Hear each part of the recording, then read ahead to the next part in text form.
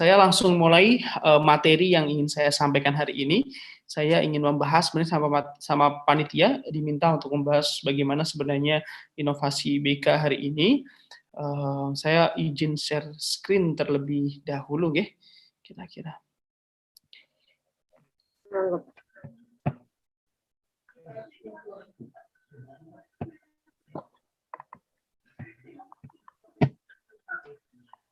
Apakah bisa terlihat? Ya. Sudah muncul, ya? Oke. Oke, hari ini saya ingin mengangkat sebuah tema, sebuah materi, yakni The Future of Counselor Services at Fifth Era, gitu ya. Apa sih sebenarnya? Kemarin saya sebenarnya mau mengangkat judul soal inovasi layanan BK di era pandemi atau di masa tatanan new normal ini, tetapi at the end of the process, gitu ya, ternyata banyak yang sudah mengangkat tentang tema-tema tersebut.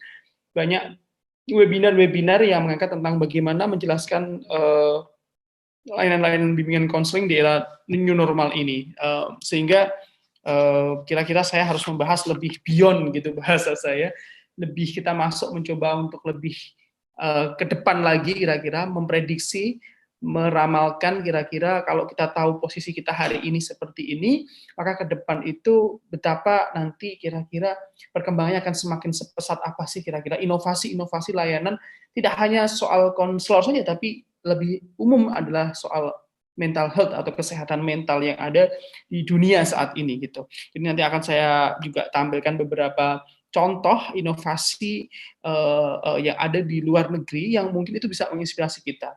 Makanya saya juga meminta teman-teman yang beruntung, bagi teman-teman mahasiswa saya terutama yang kemudian mau bergabung di sini, karena materi ini tidak akan pernah saya sampaikan di perkuliahan, di mata kuliah apapun, gitu bahasa saya, sehingga karena dalam konteks acara ini jadi cukup spesial. Inilah kemudian yang membedakan kira-kira teman-teman mahasiswa saya terutama untuk mengikuti acara ini dengan perkuliahan biasa yang ada selama ini. Oke, the future of counselor services at Fifth Era, kita tahu bahwa sebenarnya perkembangan adanya bimbingan dan layanan bimbingan dan konseling kesehatan mental, isu-isu berkaitan dengan psikolog, keilmuan psikologi, dan para profesional seperti the helper, konselor, kemudian psikolog, kemudian psikiater, dan seterusnya menjadi isu yang kajian yang sangat menarik untuk bisa didalami bersama-sama, gitu. Dan banyak orang yang kira-kira mulai memprediksikan bagaimana eksistensi dari seorang konselor dengan layanan-layanannya, bagaimana eksistensi seorang psikolog ke depan dengan perkembangan inovasi yang sangat cepat, gitu, sangat cepat. Bahkan kita tahu bahwa hari ini pun, di detik ini pun sudah ada banyak juga industri-industri, gitu, katakanlah industri retail, gitu ya, saya sebut seperti Matahari, Giant yang sudah menutup gerainya, gitu ya, sudah sangat terancam, walaupun alasan mereka salah satunya adalah adanya PPKM darurat hari ini, gitu ya, karena memang harus diefisiensi alasannya, banyak yang di PHK dan seterusnya. Tetapi ada permasalahan yang cukup mendasar di kita bahas soal usaha gerai retail, yakni bagaimana mereka kira-kira tersaingi dengan ada banyaknya perdagangan atau marketplace yang kira-kira jualnya online semuanya, bisa melalui platform-platform media sosial yang kira-kira sampai hari ini pun itu lebih nyaman kita itu daripada kita beli di Matahari, datang langsung ke sana dengan resiko penularan COVID dan seterusnya. Lebih baik kita tinggal tiduran di rumah sambil nyantai, kita masukkan ke keranjang Shopee kita, walaupun tidak pernah di check out, ya, tidak pernah dibayarkan, sehingga menumpuk di wishlist-nya teman-teman sekalian. Coba dicek, atau di Tokopedia juga sama, gitu teman-teman sekalian. Nah, ini menggambarkan bahwa pola peradaban kita sudah mulai berubah. Dari dulunya kita harus membeli barang langsung melalui retail tokonya, ke outletnya, ke stand-nya, ke toko-tokonya, tetapi sekarang sudah cukup ada di genggaman kita, di HP kita, teman-teman sekalian. Dan itu yang sangat nampak sekali gitu bahasanya. Nah, maka di era ke depan ini, di era 5.0 gitu ya, padahal kita belum tuntas di 4.0 ini, kita masih gelagapan, masih apa bahasa Indonesianya, masih kewalahan mengikuti perkembangan ini gitu. Terutama bagaimana saya harus sampaikan, dunia kampus juga kita harus segera juga berbenah untuk bisa mempersiapkan lulusan mahasiswa ini jangan sampai nanti sekolah sudah berubah sudah sangat cepat, industri kerja sudah berubah dengan sangat cepat, tetapi lulusan kita belum mampu untuk bisa menyesuaikan dengan cepatnya arus informasi dan teknologi yang membuat berbagai perubahan yang radikal gitu, perubahan radikal pada tahun-tahun ini gitu. Dan kuncinya dalam menghadapi situasi seperti ini adalah dengan sebuah inovasi.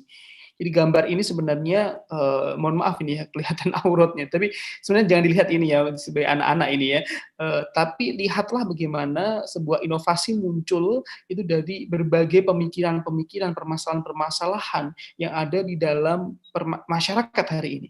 Dan bagaimana bisa kita memunculkan sebuah inovasi itu, atau kita mengikuti inovasi orang lain. Nah, terkadang sebagai seorang konselor kita itu hanya dalam tanda kutip pengennya gini tapi terhalang ini, pengennya ini terhalang ini sehingga inovasi tidak dapat terwujud secara maksimal gitu. Nah, saya ingin mengutip sebuah kata-kata penting dari salah satu tokoh ya Bill Gates. Saya pikir jenengan semua sudah pada tahu. Yang beliau mengatakan the innovation is moving at scarcely fast pace, bahwa sebenarnya inovasi itu sedang bergerak. Inovasi itu sedang bergerak dengan sangat cepat. Fast pace itu menggambarkan betapa cepatnya inovasi berjalan beriringan, bahkan banyak orang yang atau negara-negara atau orang-orang tertentu, masyarakat tertentu itu mulai kewalahan dalam mengikuti sebuah inovasi itu sendiri. Dan siapapun rumus dari apa namanya Charles Darwin mengatakan the fittest survival, atau siapa yang paling bisa menyesuaikan diri, adjustment dengan baik dengan lingkungan, makalah dialah yang kira-kira akan bisa bertahan hidup gitu bahasanya. Sama juga di bahasa inovasi juga saya pikir juga hampir sama gitu. Jadi siapapun yang nanti dia tidak berinovasi, maka dia harus rela menjadi seorang pengikut gitu ya, harus menjadi seorang yang mengikuti inovasi orang lain. Kita nggak pernah menciptakan marketplace sendiri, sampai hari ini kita belum menciptakan marketplace sendiri, maka kita harus mengikuti marketplace yang sudah ada sekarang gitu ya. Dan itulah yang selalu kira-kira ke depan ini akan lebih cepat lagi, makin banyak lagi, dan salah satunya yang saya bahas hari ini untuk memprediksikan masa depan adalah dengan materi pada siang hari ini teman-teman sekalian. Jadi inovasi ini menjadi salah satu kunci bagaimana kita bisa rise above the crowd gitu ya, apa bahasanya Dr. Indrawan itu ya, bisa muncul di antara banyak orang yang kira-kira dianggap biasa saja, the common people. Oh, orang yang biasa saja gitu. Orang yang ya normal-normal aja gitu. Kita bisa muncul di antara banyak orang yang berpikirannya selalu mainstream, maka berpikiran anti mainstream gitu. Dan dari anti mainstream itu jika dikaji dengan bagus, maka dia akan menghasilkan sebuah inovasi. Kemudian selanjutnya, nah sebenarnya saya membahas sebenarnya inovasi itu, ingin mengingat kembali ya, kalau di Kamus Besar Bahasa Indonesia itu adalah penemuan baru yang berbeda dari yang sudah ada atau yang sudah dikenal sebelumnya, baik gagasan, metode atau alat gitu. Jadi inovasi ini tidak terbatas kepada hanya soal produk saja sebenarnya. Jenengan punya gagasan tentang pemecahan suatu masalah yang berbeda dengan gagasan yang lainnya, maka we call it as the innovation. Kita mengatakan ini sebagai sebuah inovasi. Atau mungkin juga metode-metode yang selama ini digunakan secara mainstream bagi orang lain, tapi jenengan punya ide untuk kemudian menggunakan sebuah metode, itu juga disebut dengan inovasi gitu. Bahkan untuk persyaratan pangkat tertinggi untuk seorang akademisi, yakni guru besar atau profesor, itu dia harusnya juga mempunyai inovasi. Dalam hal ini mempunyai invention, memiliki, telah menemukan penemuan-penemuan baru yang kira-kira kemudian dipatenkan dan bahkan berdampak signifikan pada masyarakat. Jadi inovasi ini menjadi hal yang kira-kira sangat penting hari ini. Siapapun Anda, dimanapun posisi Anda, inovasi selalu memberikan sebuah hal yang membuat kita menjadi orang yang berbeda dalam tanda kutip dengan kalangan yang lainnya. Jadi itu. Kemudian kalau menurut Undang-Undang Nomor 19 Tahun 2002, Inovasi sebenarnya lebih detail lagi ya, kegiatan penelitian, pengembangan, dan ataupun perekayasaan yang dilakukan dengan tujuan melakukan pengembangan, penerapan praktis, nilai, dan konteks ilmu pengetahuan baru, ataupun cara baru untuk menerapkan ilmu pengetahuan dan teknologi yang sudah ada dalam produk dan proses produksinya. Nah, intinya sebenarnya adalah sebuah kegiatan yang kira-kira nantinya menghasilkan sebuah produk ataupun juga output yang berdampak luas bagi masyarakat yang mungkin sebelumnya sudah ada atau penyempurnaan yang sudah ada dari sebelumnya ataupun yang belum ada sama sekali. Nah, maka dari itu kebetulan posisi saya sebagai seorang ketua program studi di BKPI, saya kasih penekanan bahwa pada tahun ini, mulai tahun ini, di 2021 dan 2022, maka fokus penelitian pada setiap dosen dan juga mahasiswa berkaitan dengan skripsinya diarahkan untuk research and development atau pengembangan, penelitian pengembangan. Saya berharap bahwa penelitian pengembangan ini mampu nanti melahirkan output-output yang kira-kira itu dapat berdampak signifikan bagi masyarakat. Dan kami tuangkan dalam bentuk roadmap atau peta jalan dalam prodi BKPI ke depannya, sehingga sudah mulai saya sosialisasikan kepada para dosen untuk nanti untuk para setiap pembimbing untuk bisa melaksanakan sebuah penelitian pengembangan gitu ya, berkaitan dengan layanan bimbingan dan konseling pendidikan Islam ke depannya gitu. Sehingga nantinya kita punya banyak produk di sana. Dan bagi para mahasiswa sekalian, mulai hari ini sudah mulai harus berpikir soal bagaimana inovasi saya kira-kira yang nantinya bisa teman-teman kembangkan mulai hari ini dengan pengetahuan yang mungkin hari ini teman-teman sekalian masih belajar pada tingkatan semester tertentu, tapi nanti akan semakin disempurnakan pada tiap semesternya sampai ketemu oleh para pembimbingnya dan produknya sudah tinggal penyesuaian aja. Jadi saya harapkan tiap mahasiswa itu berinovasi, memiliki sebuah inovasi baik berupa produk maupun gagasan ataupun metode atau apapun yang sifatnya inovasi yang kira-kira itu dapat berdampak signifikan pada masyarakat. Nah, katanya Everett Rogers dikatakan bahwa inovasi adalah sebuah ide, gagasan, objek, dan praktik yang dilandasi dan diterima sebagai suatu hal baru ya oleh seorang ataupun kelompok tertentu yang diaplikasikan atau diadopsi. Kuncinya sebenarnya inovasi itu salah satunya selain kebaruan dia dalam menangani sebuah permasalahan, yang selanjutnya adalah mampu diadopsi atau direplikasi teman-teman sekalian gitu ya. Walaupun kita tahu bahwa replikasi itu semakin mudah semakin bagus sebenarnya. Seperti kita tahu bahwa Tiongkok hari ini, China gitu ya, hari ini menjadi salah satu negara dengan kekuatan yang luar biasa, kekuatan ekonominya yang sangat mandiri dan sangat luar biasa. Salah satunya adalah mereka tidak berhenti berinovasi. Dalam hal ini dia mengambil posisi bukan hanya sebagai the new inventor, karena kebanyakan new inventor ada negara-negara dari barat, tapi dia juga memperkuatnya melalui negara the replicator. Kalau teman-teman dulu masih ingat banyak kira-kira merek-merek barang yang sangat branded, yang sama Cina, dibuat di Cina dulu, itu diganti mereknya. Kalau Adidas jadi Adimas gitu. Atau merek-merek yang lainnya kira-kira Homipet jadi Honipet gitu. Kalau Homipet mah produk lokal ya gitu.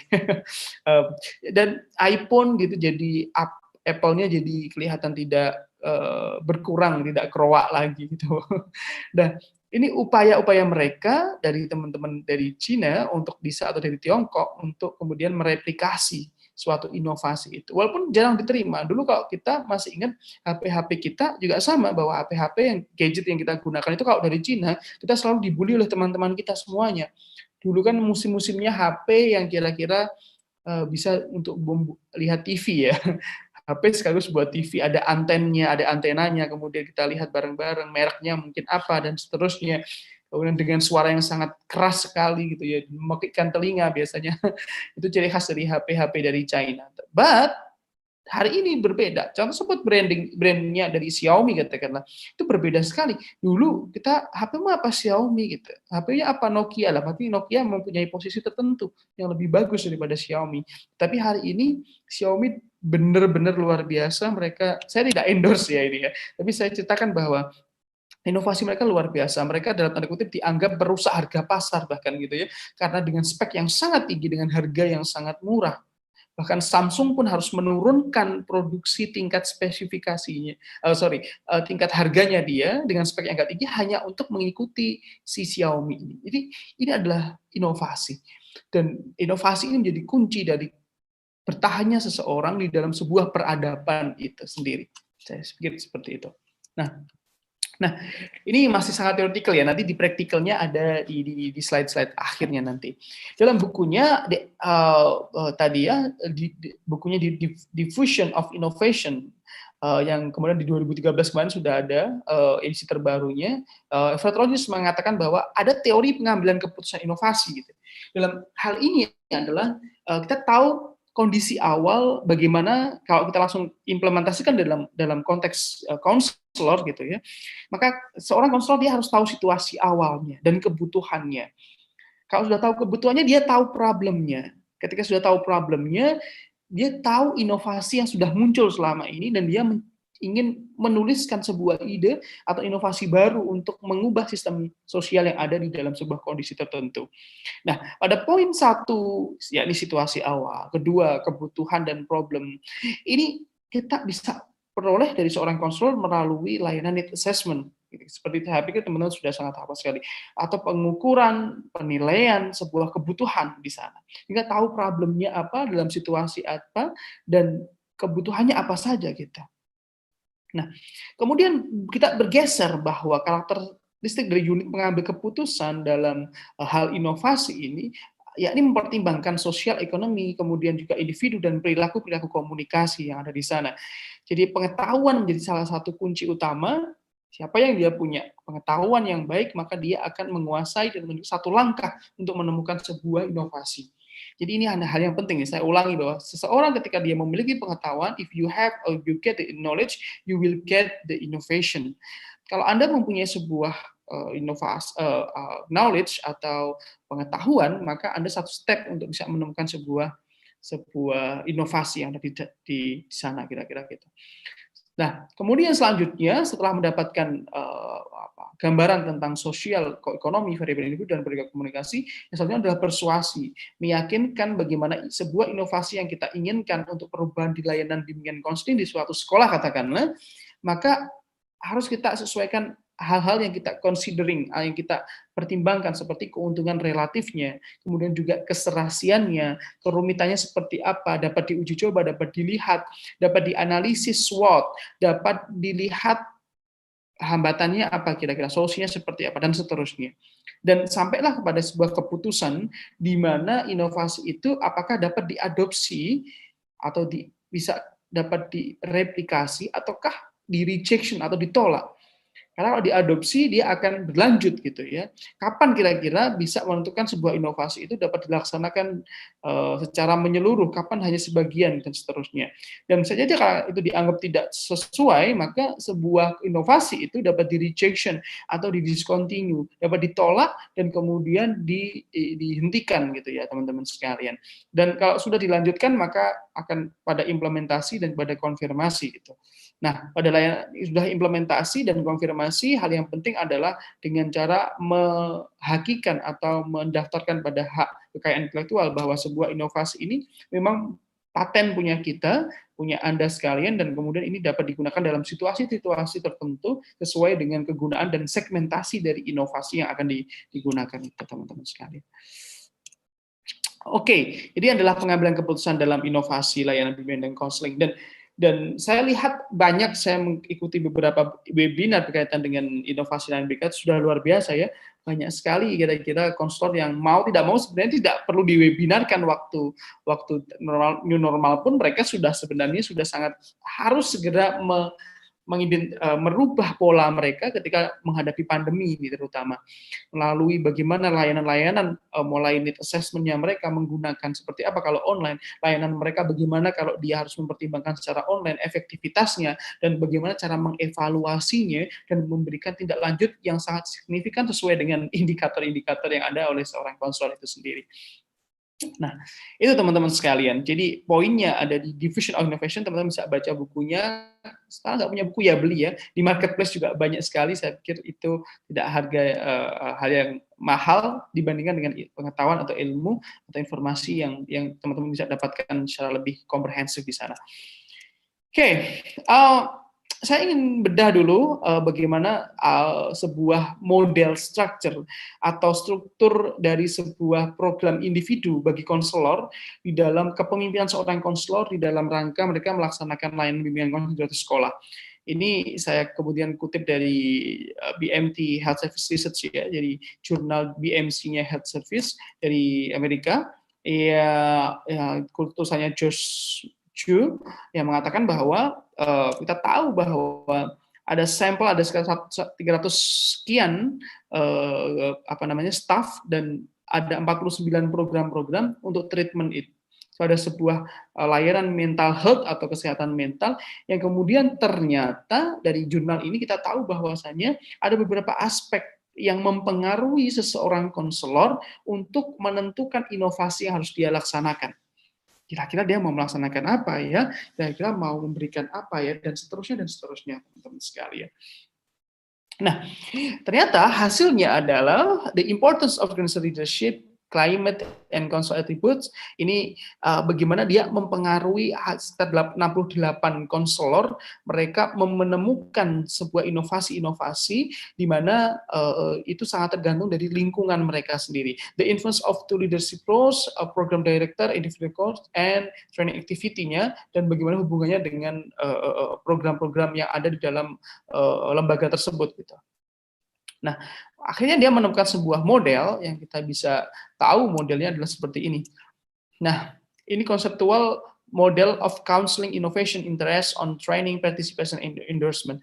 Bahwa modelnya adalah ketika seorang konselor mempunyai sebuah inovasi, katakanlah, maka sangat dipengaruhi oleh organizational climate atau situasi atau kondisi atau iklim yang ada di dalam sebuah organisasi tersebut. Kalau mereka mendapatkan sebuah dukungan, sokongan gitu bahasa Melayu ya, dukungan sokongan oleh orang-orang sekitarnya, oleh warga-warga yang ada di dalam kerja tersebut, rekan karyawan dan juga para pimpinan yang di mana director of leadership ini yang jadi hal yang kunci untuk memberikan sebuah support mereka, maka akan menghasilkan sebuah inovasi.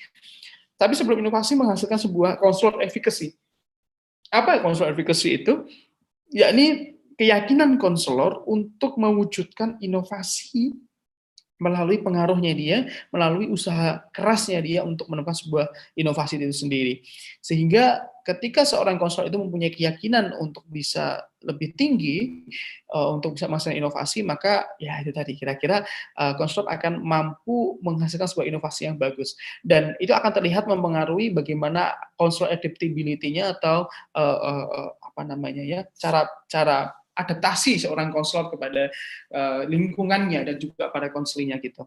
Dan kemudian akhirnya mempunyai sebuah inovasi yang kemudian bisa dipraktekkan, bisa ditrainingkan atau bisa dilatihkan kepada para konselor yang lainnya, ataupun juga bisa dalam hal ini maknanya adalah seorang konselor itu dia mampu mempromosikan dirinya dan juga inovasi atau karyanya dia.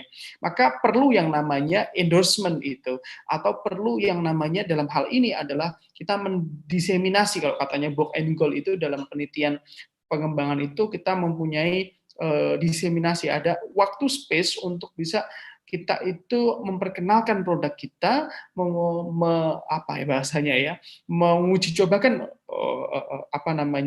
kemenarikan dari produk kita dan keefektifan dari produk kita itu sendiri, sehingga kemudian akhirnya menghasilkan sebuah future implementation, atau ini apakah nanti ke depan akan lebih baik lagi ataukah harus dihentikan dan seterusnya.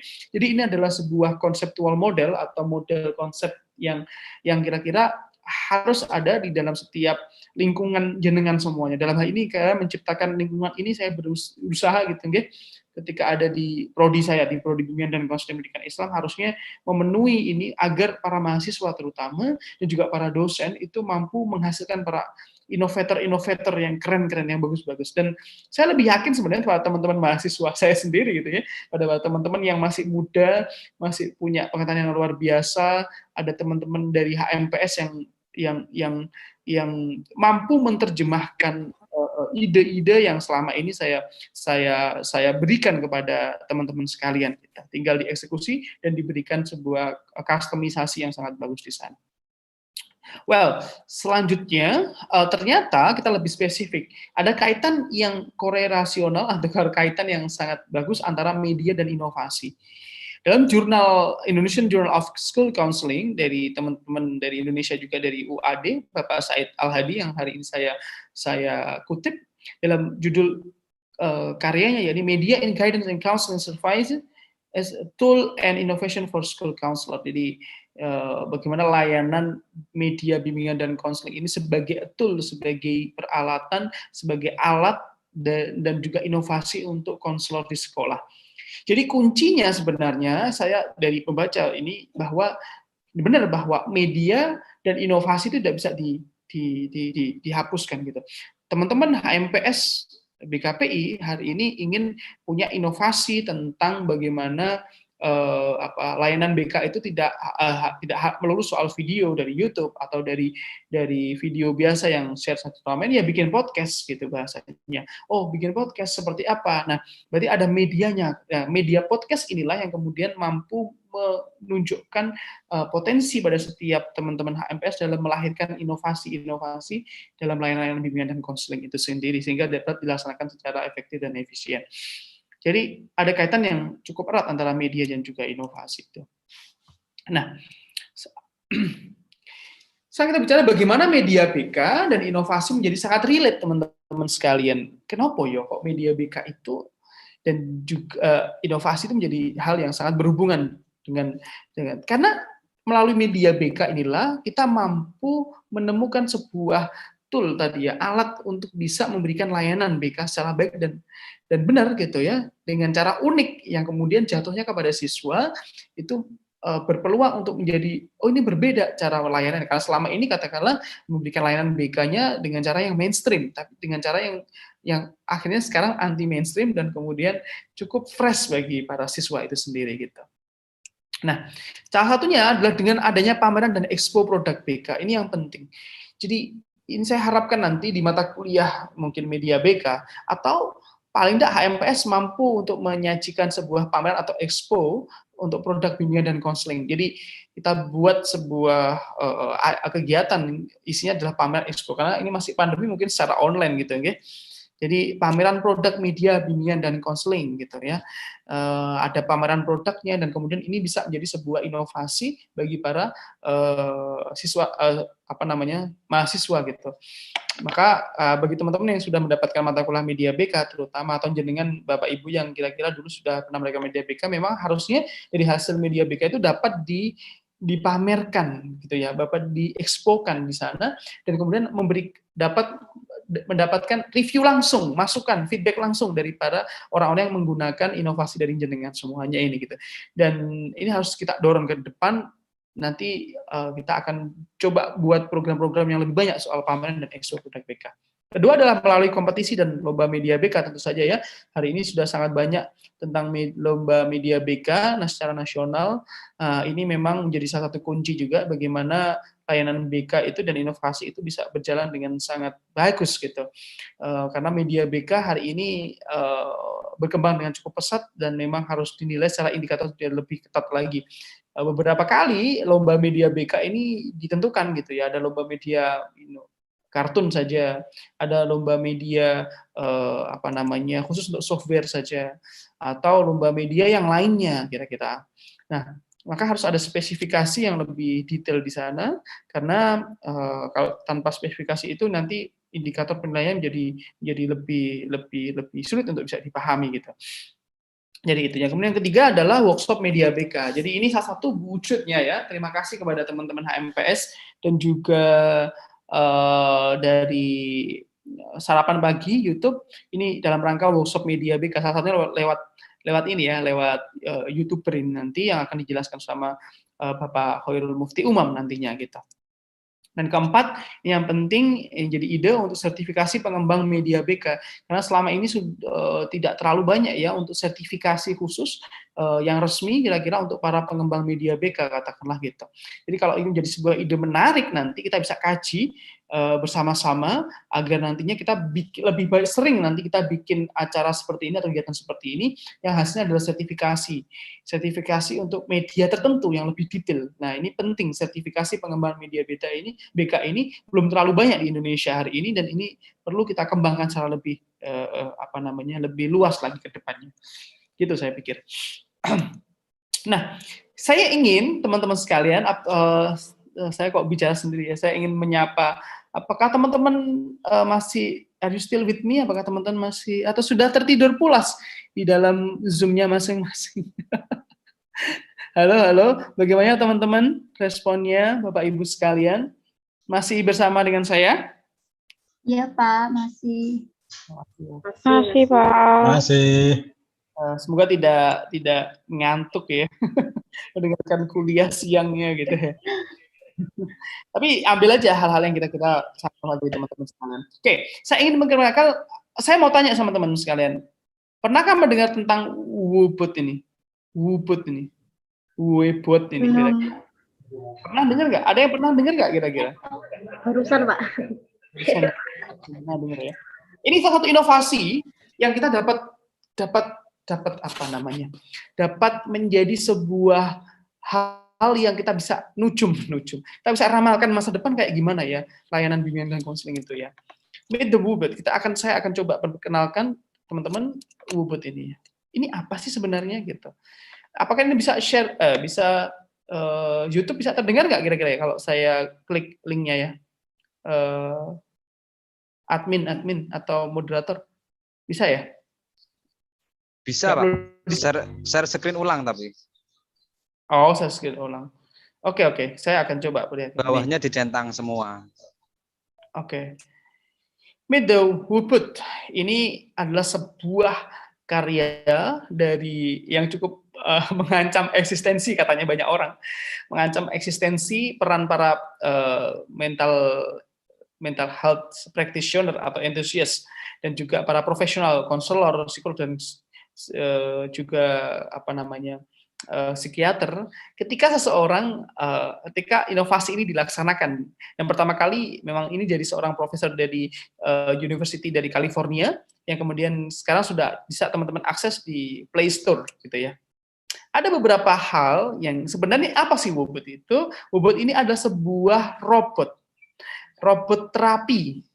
terapis yang kemudian akan memberikan layanan secara online, secara langsung bagi teman-teman sekalian yang itu tidak dikendalikan oleh manusia.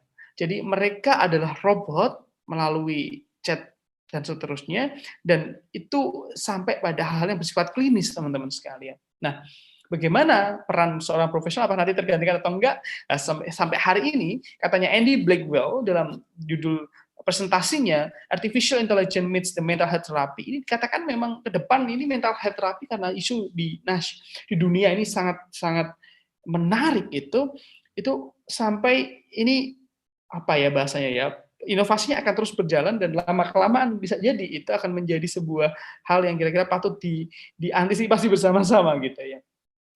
Nah, apakah katanya, can robot bond with people? A new study say yes. Apakah robot itu mampu, ini pertanyaan yang paling utama ya, apakah bisa loh, kira-kira robot itu bisa memberikan empati?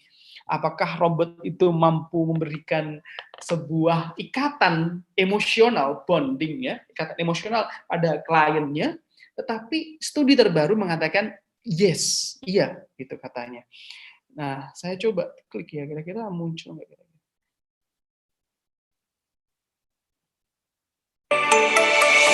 Financial market news. Due to exchange rate fluctuations, the US dollar to Japanese yen currency pair showed an increase of 400 pips. Investors received. Apakah suaranya terdengar, teman-teman? Terdengar, Pak. Dengar. Suaranya dari Bond seems very uniquely human, respecting one another and not judging one another. It's a very personal attribute as well, and it goes to how we feel about ourselves.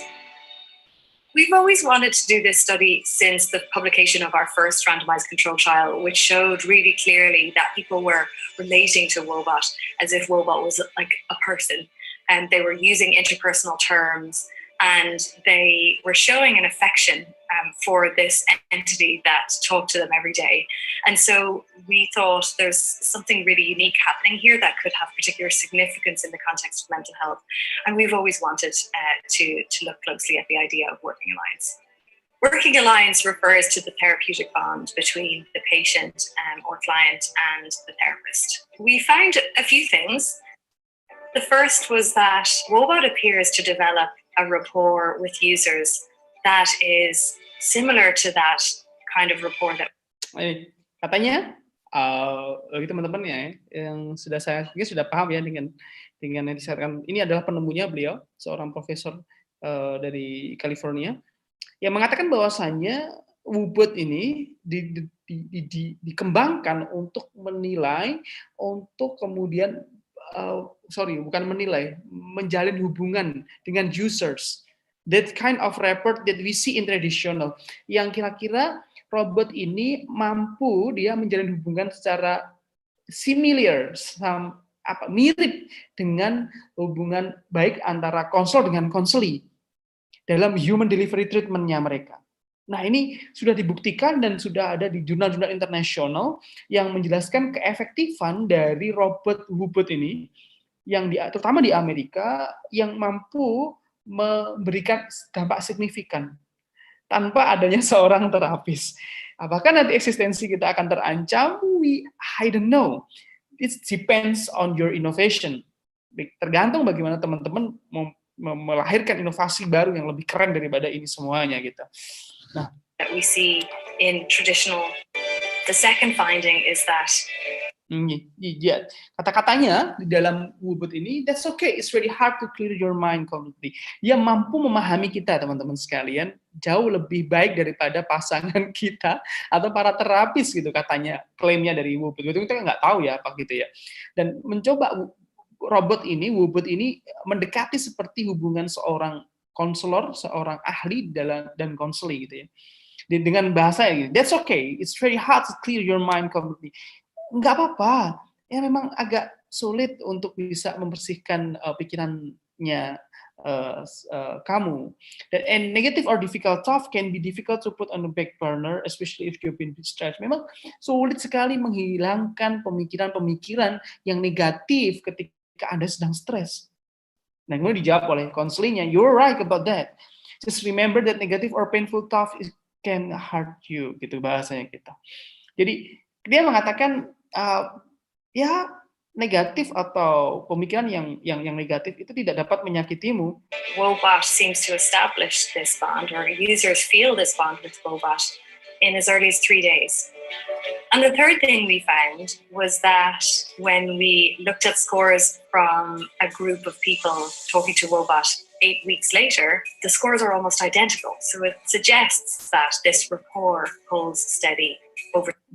Jadi survei membuktikan bahwasannya dari Wobot ini bahkan dia mampu itu menghasilkan sebuah hubungan yang baik dan berdampak pada menurunnya, katakanlah ini kasusnya adalah perbaikan moodnya yang agak jelek gitu bahasanya, dari seorang bahasa saya seorang konseli itu sangat berdampak signifikan kepada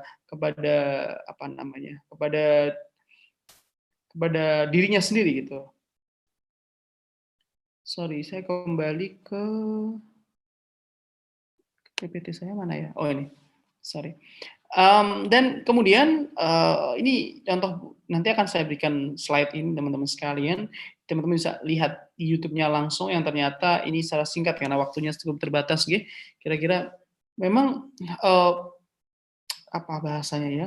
Robot terapi ini cukup meresahkan bagi para ahli di sana. Tapi kita nggak boleh menutup diri bahwa itu nggak boleh kurang dan sebagainya. Tapi studi mengatakan bahwa hanya dengan chat itu tadi dapat berdampak signifikan bagi para konseli atau klien kita, dan itu terbukti dengan banyaknya yang sudah mendownload atau menggunakan aplikasi layanan ini, teman-teman sekalian. Gitu ya. Jadi sebagai seorang klinikans loh bahkan gitu ya, dianggap sebagai seorang robot yang kira-kira paham secara klinis kita, dan dia bisa menilai tingkat emosi kita. Ini yang penting. Jadi melalui percakapan itu dia akan memberikan analisisnya dan juga bahasa saya, alat ukurnya dia, instrumen dia untuk mengukur kecemasan kita atau emosi negatif yang kita laksanakan di sana. Jadi ini adalah sebuah inovasi yang sebenarnya sudah cukup lama di 2019, teman-teman sekalian. Hari ini 2021, sudah hampir 3 tahun ini, tetapi memang belum banyak dikembangkan di Indonesia. Saya berharap kalau melalui chat auto box gini kita bisa terapkan dengan bagus gitu ya di Indonesia, kira-kira gitu. Dan memang itu isu yang sehari ini sedang hangatnya dibahas oleh para mental health profesional atau mental health enthusiast, para seorang profesional yang ada di Amerika tentu saja gitu ya. Itu saya pikir. Dan yang selanjutnya ini adalah Moxie, Meet the Moxie gitu ya bahasanya. Merupakan robot yang didesain untuk dapat membantu meningkatkan kesehatan mental seseorang, khususnya anak dan remaja. Dan Moxie ini bahkan dilaksanakan untuk mengobati, menterapi teman-teman yang kena autism atau autis gitu, teman-teman sekalian, bagi anak dan remaja yang ada di sana. Ini malah robotnya sekarang.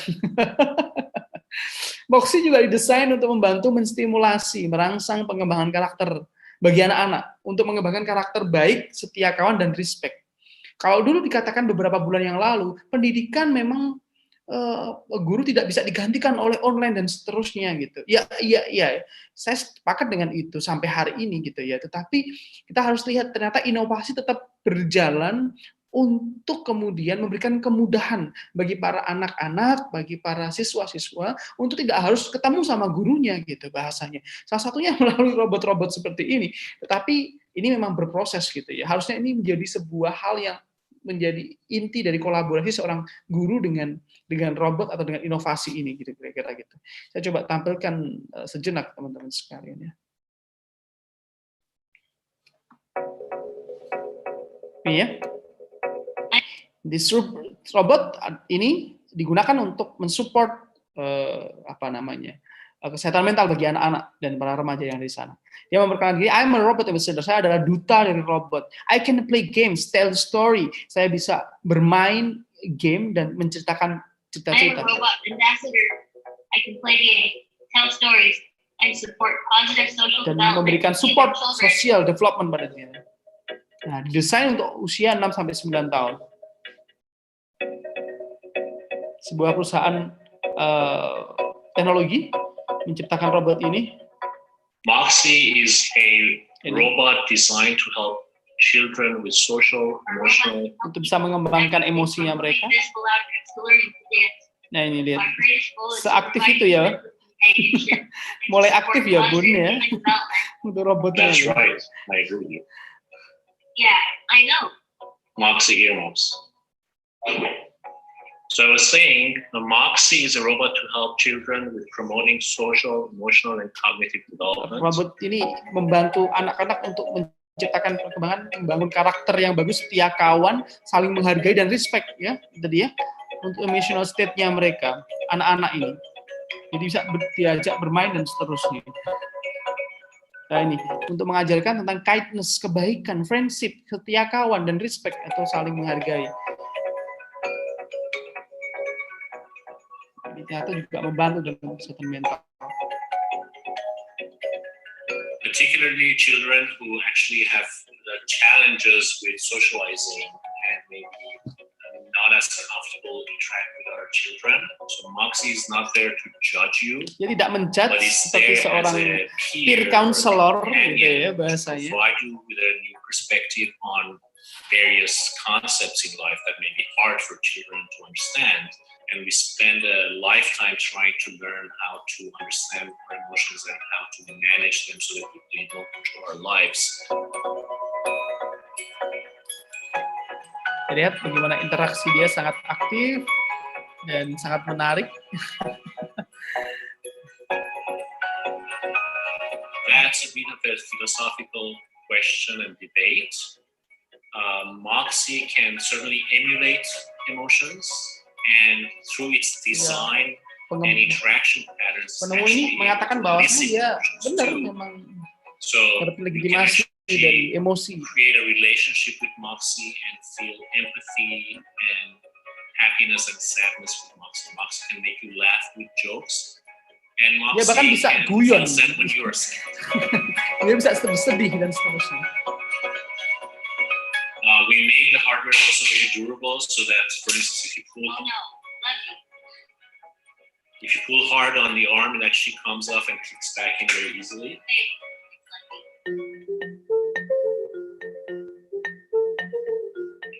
Can you tell me a joke? Yes, I'm so excited to tell you this joke. Here we go. Who's there? Face. Face who? Face the doorbell. It's broken. Oke, saya pikir itu Bapak Ibu dan para peserta sekalian gambaran dari Moxie tadi. Ini satu inovasi yang hari ini memang dampaknya sangat signifikan. Mungkin belum sampai di Indonesia, tapi ya bisa satu tahun, mungkin nggak sampai 1 tahun atau 2 tahun lagi sudah ada di negara kita gitu ya. Kalau mau teman-teman mau kepo, mau cari di Shopee atau di Tokopedia, who knows, ternyata sudah ada atau belum gitu ya. Ini bagus buat di laboratorium kita, kira-kira kita laboratorium bimbingan konseling. Nah, itu beberapa hal yang kita tahu bahwa ke depan, apakah profesi kita itu masih eksis atau tidak, saya pikir masih, tetapi kita harus juga menemukan sebuah inovasi-inovasi yang lebih bagus dalam rangka untuk memberikan empathy, unconditional positive regard, kemudian congruence, dan kehangatan atau warmth bagi para klien kita atau konseling kita yang ada di sana. Jadi agar tidak tergantikan, justru kita akan terbantu dengan adanya teknologi seperti ini, teman-teman sekalian. Karena kalau kita tidak berinovasi, walhasil nantinya saya bisa prediksikan bahwa kita akan tergerus oleh situasi yang muncul di sana. Gitu. Saya pikir itu. Selanjutnya yang terakhir yang ingin saya sampaikan, karena sudah ada lambang di sebelah kanan yang teman-teman sudah, mungkin beberapa yang sudah belum tahu gitu. Saya perlu perkenalkan diri dulu sebagai Chief Executive Operation CEO dari My Counselor. Saya ingin menjelaskan bahwa ya mungkin tidak sekeren jauh banget ya dari keren yang ada di Amerika, yang di luar negeri, tetapi kita mencoba untuk bisa mempromot bahwa kita mempunyai sebuah aplikasi, mencoba untuk merangkul, beradaptasi dengan adanya pandemi dan juga kondisi hari ini melalui My Counselor ya, sebuah aplikasi konseling gratis yang low cost high impact innovation, yang ini bisa chat bersama konselor profesional, dan kemudian juga banyak artikel-artikel, video, dan motivasi Islam untuk pengembangan diri secara lebih baik, teman-teman sekalian. Baik, apa itu My Counselor sebenarnya? My Counselor app ini adalah My Counselor app ini adalah sebuah platform digital kesehatan mental gratis untuk masyarakat berbasis Android. Ini sekali lagi saya juga mempromot ini. Misinya salah satunya adalah mempromosikan ini karena ini gratis gitu, maksud saya layanannya semuanya gratis, bahkan jenengan semua yang melaksanakan atau mendapatkan layanan dari My Counselor itu mendapatkan sertifikat secara langsung ya ketika sudah memanfaatkan dengan baik beberapa fitur yang ada di dalam My Counselor, pertama fitur yang langsung ketemu dengan para ahli tadi, termasuk salah satu konselornya adalah saya dan juga Bapak Dr. Agus Retanto dari gitu ya, yang bisa dihubungi nanti oleh para admin untuk bisa melaksanakan layanan bimbingan dan konseling. Jadi sebuah platform digital kesehatan mental gratis untuk masyarakat yang basisnya sebenarnya Android gitu, teman-teman sekalian gitu ya. Dan kemudian ini mempunyai misi besar untuk mengkampanyekan kesadaran akan kesehatan mental melalui aplikasi Instagram dan juga Facebook gitu. Jadi yang pertama dia adalah platform digital untuk layanan sifat online, yang kedua adalah punya misi yang lebih besar, yakni mengkampanyekan kesadaran tentang kesehatan mental itu sendiri. Nah, My Android platform ini dari Android, belum pada iOS ya, karena belum teknologinya kita belum sampai detail seperti itu. Nanti insya Allah tahun depan kita akan selalu perbaiki lagi.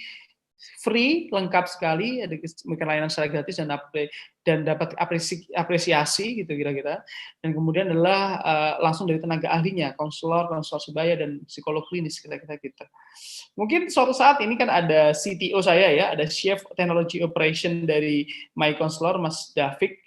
Ini mungkin kita bisa bikin Mas Davik ya, ke depan bikin, kalau Mas Uma bikin giveaway, kita juga mungkin hampir mirip seperti giveaway gitu ya, atau paket-paket tertentu yang kira-kira bisa menunjang My Counselor ini biar manfaatnya bisa dirasakan lebih maksimal oleh para masyarakat kita, kira-kira gitu. Oke. Nah, selain dari platform tadi, kita juga kampanye soal kesehatan mental ala My Counselor, satu melalui Instagram, izin buka Bapak Ibu sekalian. Nah, ini saya harap jenengan semua sudah memfollow gitu ya. Kalau punya Instagram silahkan di follow di mycounselor.id ya di Instagram ya. Alhamdulillah ini followersnya baru 1.400-an gitu. Saya berharap nanti bisa sampai centang biru atau verified seperti para selebgram. Ya, karena ini isinya adalah soal kampanye-kampanye tentang kesehatan mental gitu ya. Dan makin lama makin banyak, nanti akan banyak program dan kuis dan juga pelatihan tentang pengembangan diri yang kita laksanakan nanti kira-kira. Lebih banyak lagi nanti kita collaboration termasuk dengan HMPS dan seterusnya. Ya, jadi Bapak Ibu jangan ragu untuk memfollow untuk mendapatkan informasi terbaru dan bisa mengunduh aplikasinya seperti yang ada di dalam bio ini Bapak Ibu sekalian gitu ya. Jadi ini juga membantu kita semuanya untuk bisa lebih sehat secara mental gitu. Nah, selain ini kampanye ini dilaksanakan di Instagram, kami juga kampanye dengan di Facebook, ada halaman ini. Kalau laman ini baru saja ya, belum lama Bapak Ibu sekalian, ini masih beberapa hari jadi belum banyak yang like. Silahkan nanti di Facebook cari My Counselor gitu aja sehingga nanti bisa di follow untuk mendapatkan informasi-informasi terbaru. Ini bentuk kampanye kita yang insya Allah tulus ikhlas dalam untuk memajukan keilmuan bimbingan dan konseling dan juga kesehatan mental dan juga saja di aplikasi kita gitu kira-kira seperti itu. Nah, untuk survei kepuasan My Counselor karena dimulai pada tahun 2019 alhamdulillah sudah di atas 45% ya. Kemudian di tahun 2020 ada peningkatan yang signifikan karena di masa pandemi yakni hampir sekitar 64% itu sangat setuju, sangat puas dengan layanan di My Counselor. Kalau sebelumnya hanya 45%. Dan masih ada yang tidak puas, dan kemudian sekarang sudah mulai beranjak jadi lebih signifikan, dan di tahun 2021 itu bahkan sampai 70% ya, kenaikannya hanya 6% ya, tetapi sangat signifikan dan kita akan selalu kembangkan lagi ke depannya sehingga dapat berdampak lebih signifikan bagi masyarakat kita. Saya kira seperti itu. Dan roadmap yang peta jalan untuk My Counselor ke depan ini, saya ingin di tahun 2022 tahun ini dan 2022 ini mulai dimensi program dan perluasan fitur. Ada beberapa fitur yang sudah sangat bagus seperti SOS call dan juga yang lainnya, dan kemudian 2023-2024 nanti ada launching My Counselor Network, kolaborasi dengan lembaga internasional seperti Asosiasi Play Therapy di Inggris. Kita kemarin sudah kerjasama dengan PT UK ya, Play Therapy United Kingdom gitu. Dan terakhir adalah tahapan settle tahun 2025, yakni pemutakhiran versi dan fitur yang lebih keren lagi sehingga nanti berjajar dengan para platform media kesehatan mental tingkat nasional bahkan juga internasional. Itu harapan kami ke depan berkaitan dengan roadmap dari My Counselor ini. Alhamdulillah sampai hari ini pun kira-kira sudah ribuan orang sudah mendownload dari aplikasi ini dan memanfaatkannya, dan kemudian juga banyak masuk dari tawaran untuk segera magang di My Counselor. Nah, ini ada kemarin saya dihubungi oleh CTO saya dari mana kemarin ya, dari UMS ya kalau nggak salah ya, dari UMS ini mau mau magang di My Counselor. Jadi ini ke depan ini akan menjadi sebuah hal yang keren, tapi kita perlu persiapan untuk itu, bahkan karena mahasiswa dari BKPI sendiri belum